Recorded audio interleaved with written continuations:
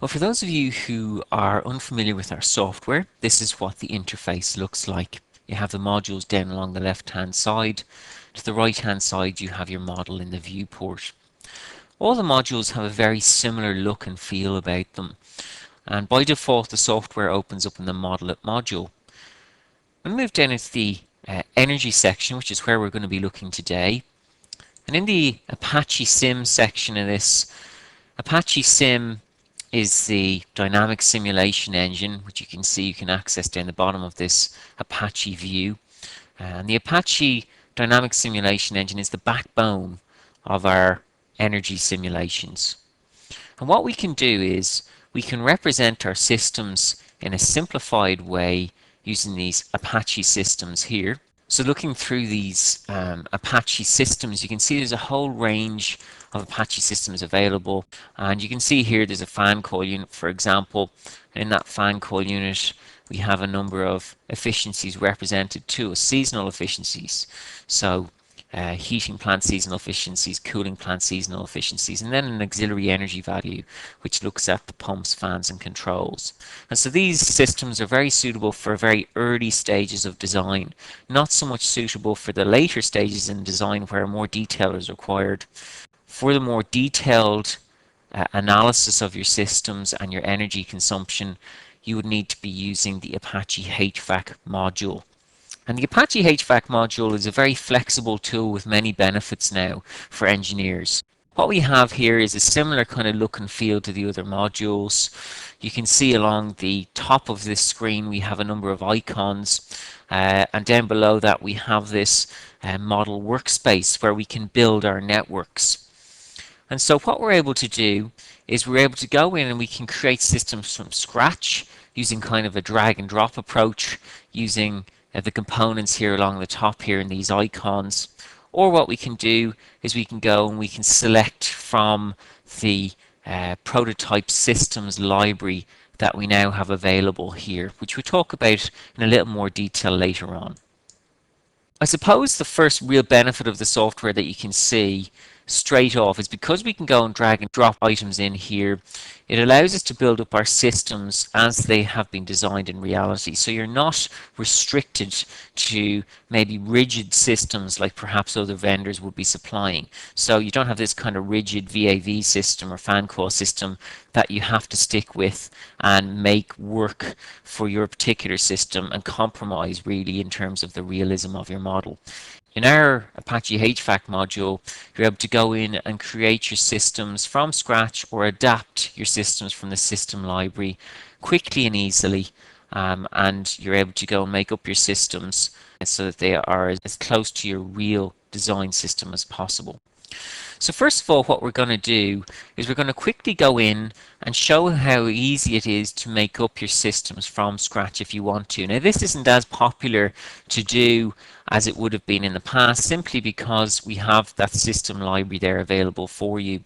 But if I just start off by placing an inlet and an outlet, and for those of you who have used our software before and are familiar with our software, you'll notice that one of the new features is that we can now add as many inlets and outlets as we want, whereas previously we were only able to use one inlet and outlet, which made it a bit of a nuisance. So we can go and create as many networks as we want, individual networks as we want within this file, and I'm going to include a room into this network.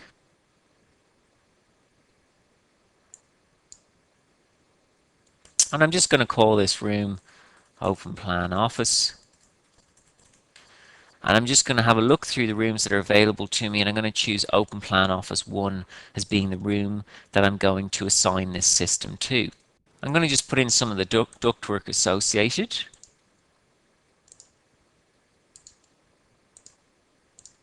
And the next item I'm going to add in is our fan. And I can see I can add in a fan here from choosing the fan left intake from the icons in the toolbar. So I just choose my fan, and what I can do is I can call this my supply fan. And as I choose it as being a supply fan, I can now go in and I can choose the amount of airstream heat pickup from this fan. So in many cases the fan will be in line with the airstream, so you'll typically have an airstream heat pickup of about 100%. You can also then add in your curve data, and you put this in ascending order. So I'm going to add in a few rows here where we can add in maybe 5 points on this curve. And so I'll just put in the flow rates. So I might just put in, I'm going to keep the flow rates pretty low here. Now, points to note on this fan is that this fan that I'm putting in here in the network is not controlling the flow rate in my system. All it's doing is it's acting like a meter, if you like. So it's metering the flow rate that's going through it.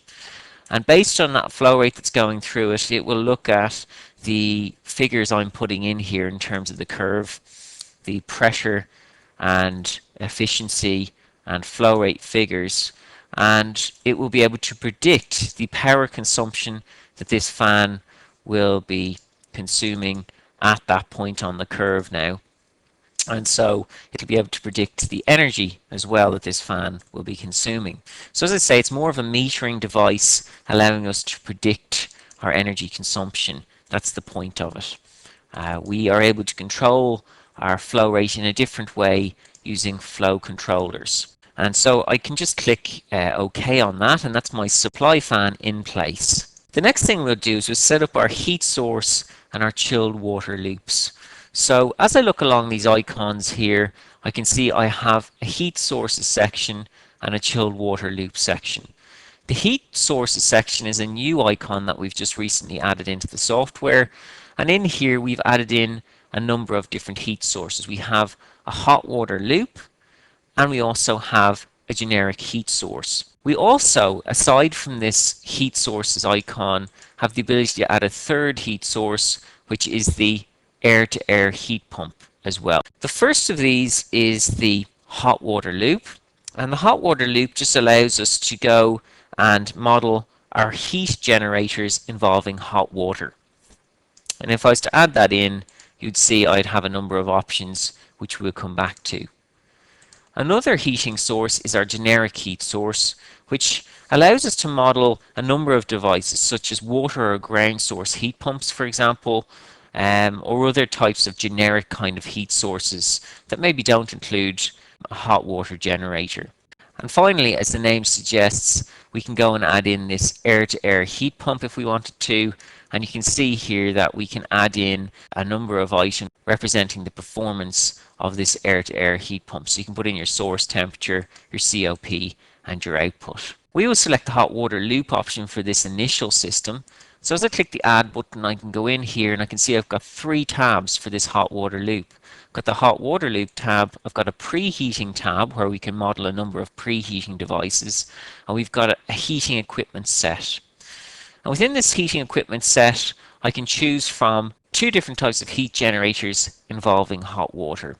One of them being the hot water boiler, and the other being the part load curve. And for those of you who've used Apache HVAC maybe in the distant past, you'll be more familiar with the part load curve, where you can go in, and if you're to add a part load curve boiler, you'd be going in and adding in the part load curve in terms of load and efficiency here. The pump usage isn't input here anymore. You put in your pump information within the other tabs of your hot water loop. And so this hot water loop is allowing us to go and model more of the details of the hot water side of our hot water loop. So the item we're going to choose is this hot water boiler, which will allow us to go in and choose editable predefined curves. So instead of having this part load curve where we can go in and define our part load curve from scratch, we can go in and we can add in a hot water boiler and choose from a number of predefined curves. In this case, we may choose a non-condensing boiler, okay? And in this non-condensing boiler, you can see there's a boiler model description there as well, which can aid you as you're doing your calculations. I'm just going to call this hot water boiler, and I'm going to set the heating capacity to being 20 kilowatts in this case, because it's only a small network. And I'm going to set the boiler efficiency as being 90% efficient. And I'm just going to click OK on that. Now I have one boiler in there which if I want to look at it in more detail, I can see it's at 20 kilowatts and 90% efficiency. And so I'll leave it at that for the moment, as I can add in more than one boiler now and sequence them. And I can add in preheating devices, as I've said earlier on. And I can look at hot water loop in more detail, such as setting up my hot water pumps and the likes. The next item we'll look at is the chilled water loops. When I look at the chilled water loops, I can go in here and click the Add button. And when I click on the Add button, I can once again see this chilled water loop with a number of tabs where we can model in more detail the water side of this chilled water loop, as well as the generator itself. In the chilled water loop tab, we can put in items such as the pumps that are associated with those with that chilled water loop. So we've got chilled water pumps, and we've got a primary circuit and a secondary circuit pump, and you can put in your pump power at a rated speed, as well as the pump heat gain to the chilled water loop as a fraction. In this case, we're not going to edit either of those. All we'll do is we'll change the actual pump curve from being a constant speed pump to a variable speed pump, and these can be edited as well by you, the user. So we're going to change it to being a variable speed pump, as we have done, and in terms of the chilled water supply temperature, we can change that from being reset type of outside air temperature to having no reset in this instance. I'm going to go into my chiller set, and I'm going to select my electric water cooled chiller. Once I'm in the electric water cooled chiller section, I can select the cooling capacity curve, I can select the water temperature dependence curve, and I can select the part load dependence curves defined by DO2. We can add in the chiller capacity and the COP. So you can see here the chiller capacity, which I'm going to set to 15, and I'm going to put in the COP, which I'm going to set as being 4 in this case.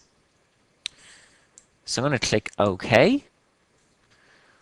And so I have this chiller in place now, which I should have named as being chiller 01. Click OK on that. And as we've said earlier on, we can sequence our chillers as well. So we can easily sequence them, and in this case we're going to copy the existing chiller I've made. I'm just going to rename it as being chiller 02. I'm going to keep it as being the same capacity and the same COP, and I'm going to just sequence these so that one will have priority over the other. I'm going to click OK there. Now that we have our heating and cooling sources in place, we can now go and define our heating and cooling devices. So in this case, we choose a heating coil, and I'm going to call it heating coil. Keep it as being a simple coil model. I'm going to put in the system type as a hot water loop, as we've defined, and I'm going to put in the capacity as being 2 kilowatts, and I'm going to put in the oversizing factor. I'm going to leave that as being 1.25. I'm going to click OK on that. Then I can add in my cooling coil, and I'm going to call that cooling coil. And what I can do is I can set the capacity of this cooling coil to being 2, and I'll leave the oversizing factor at 1.15. The next item that I'm going to include is an outside air economizer. And so I'm going to choose a mixing damper set here. I'm going to add that in, and I'm just going to say economizer. I'm going to put in a minimum flow rate of 40 here, so you can see 40. So I've got 40 litres in there in the minimum flow rate, and this is to meet the fresh air requirements in the space. So the minimum flow setting means that the air passing through the left branch will never drop below 40 litres a second, which in this case is the outside air. So if I just click this, you can see here, there's the left-hand branch, and that's going to be the outside air.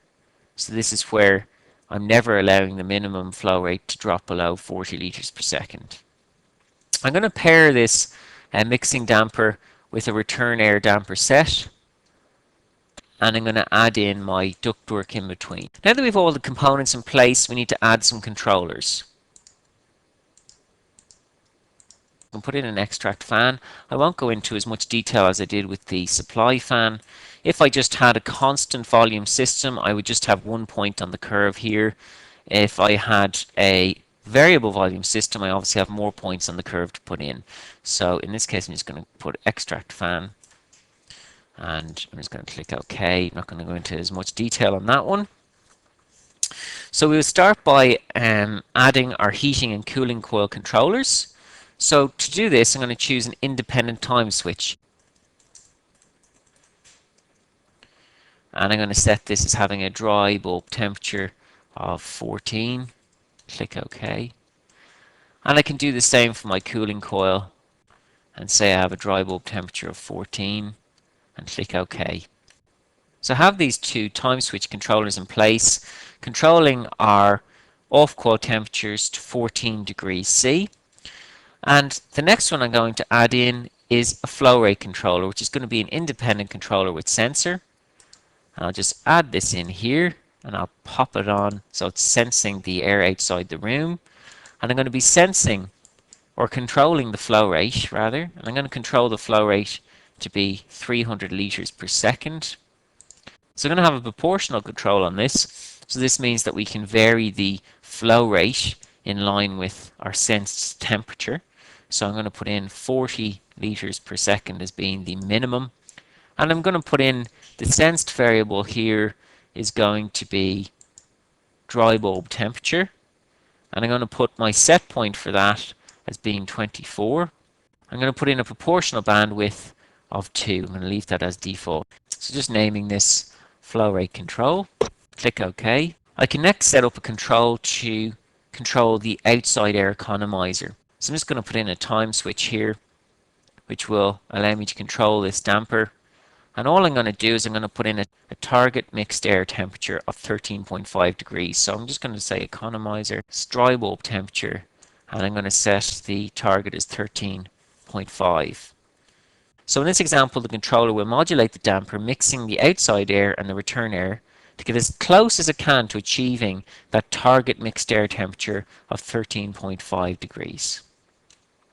Click OK on that.